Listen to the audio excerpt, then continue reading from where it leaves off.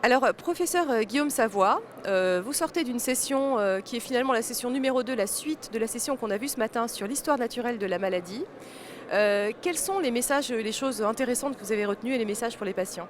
Alors, cette session s'est efforcée d'essayer de mettre en évidence des facteurs d'évolution défavorables dans la maladie. Et vous savez que quand on veut intervenir efficacement avec une biothérapie, par exemple, précocement dans l'histoire naturelle, il faut être capable de prédire l'avenir. Et pour prédire l'avenir, les outils sont au jour d'aujourd'hui encore assez limités.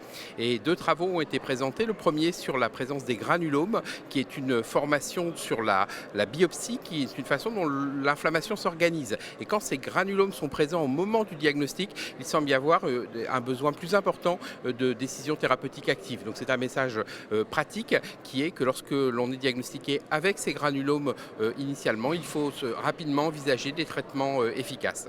Le second message est encore plus pratique, il est sur un type de cellules, les monocytes, hein, qui sont des cellules qui vont gagner les tissus inflammatoires et participer à l'inflammation. Et lorsque ces monocytes sont présents sur la prise de sang toute simple, eh bien, il semble qu'il y ait une évolution un peu moins favorable de la maladie. Et donc, quand on a ces globules blancs un peu élevés sur la prise de sang, ça peut être une raison pour intensifier le traitement. Bien sûr, ces deux travaux devront être confirmés pour passer dans la pratique, mais c'est un message de pratique quotidienne qui pourrait devenir important dans les années à venir. Alors ça, c'était effectivement tout ce qui avait les prédictions finalement des profils hein, de maladies. Il y avait une communication sur le régime sans lactose.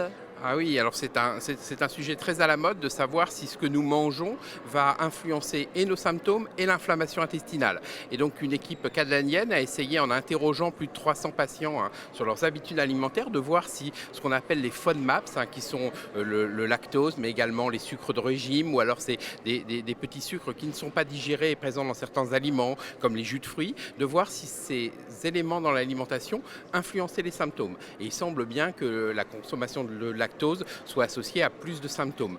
En revanche, pour ce qui est de plus d'inflammation, là c'est un petit peu difficile et l'étude n'était pas particulièrement convaincante, mais le point positif c'est que c'est un sujet dont s'est emparée la collectivité médicale et on va enfin pouvoir peut-être dans les années à venir répondre aux questions qu'on nous pose très fréquemment sur les régimes en consultation. Alors dernière petite communication sur le HIV. Quelle relation entre Mickey et HIV? Alors, normalement, ces deux maladies sont très éloignées l'une de l'autre, puisque la première, les MICI qu'on connaît bien, c'est l'activation excessive du système immunitaire, et de l'autre, le HIV, c'est la destruction de ce système immunitaire. Donc, normalement, ces maladies ont en théorie peu de choses à voir. Néanmoins, si on imagine qu'un patient est infecté par le HIV alors qu'il a une maladie inflammatoire, eh bien, on va observer une maladie inflammatoire qui va avoir une tendance à être beaucoup moins active et à nécessiter moins de traitements intensifs.